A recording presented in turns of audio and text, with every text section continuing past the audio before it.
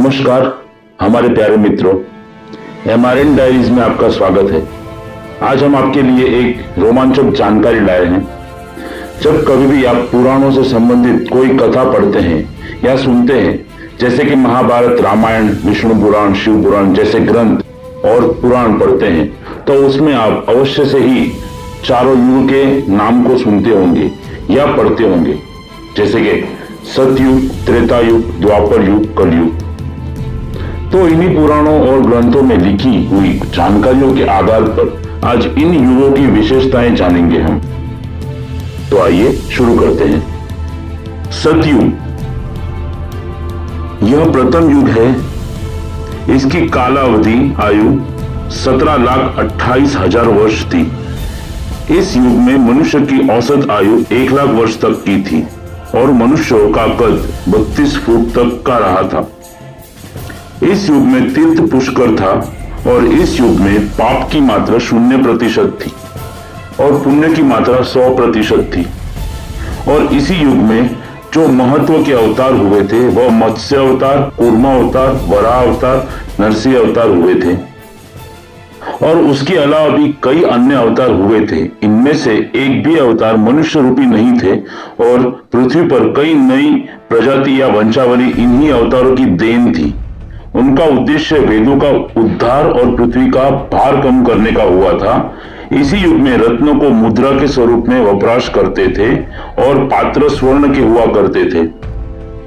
त्रेता युग, इस युग की कालावधि आयु 12,96,000 वर्ष की थी। इस युग में मनुष्य की औसत आयु 10,000 वर्ष की थी और उनका कद 21 फुट के जितना था। इस युग का तीर्थ नैमिषारण्य था। इस युग में पाप भाग यानी 25% था और पुण्य 75% था। इस युग में वामन अवतार, परशुराम अवतार और भगवान श्री राम का अवतार जैसे महत्व के अवतार हुए थे।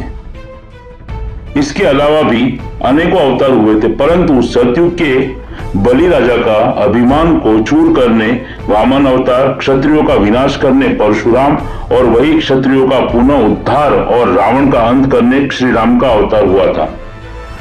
इस युग में स्वर्ण की मुद्रा थी और चांदी के पात्र थे। द्वापर युग, इस युग की कालावधि आयु 8,64,000 वर्ष थी। इस युग में मनुष्यों की आयु 1000 वर्ष तक की थी और उनकी लंबाई 11 से 12 फुट तक की थी। इस युग का तीर्थ स्थान कुरुक्षेत्र था। इस युग में पाप 50% था और पुण्य भी 50% ही था। इस युग में भगवान श्री कृष्ण का अवतार और तथागत गौतम बुद्ध का भी जन्म हुआ था। इस युग की मुद्रा चांदी और पात्र तांबे के थे। कलयुग, इस युग का पूर्ण कालावधि आयु 4,32,000 वर्ष होगा। इस युग में मनुष्य की आयु 100 वर्ष तक ही होगी और उनका कद 5 से लेकर 7 फुट तक का होगा। इस युग का तीर्थ होगा गंगा। इस युग में पाप की मात्रा 75% होगी और पुण्य 25% तक रहेगा। इस युग में तो कोई अवतार नहीं होगा, परंतु इस युग के अंत में जब पाप 100% बढ़ जाएगा, तब उस पाप का अंत और धरती का भार कम करने हेतु कल्कि अवतार का जन्म होगा।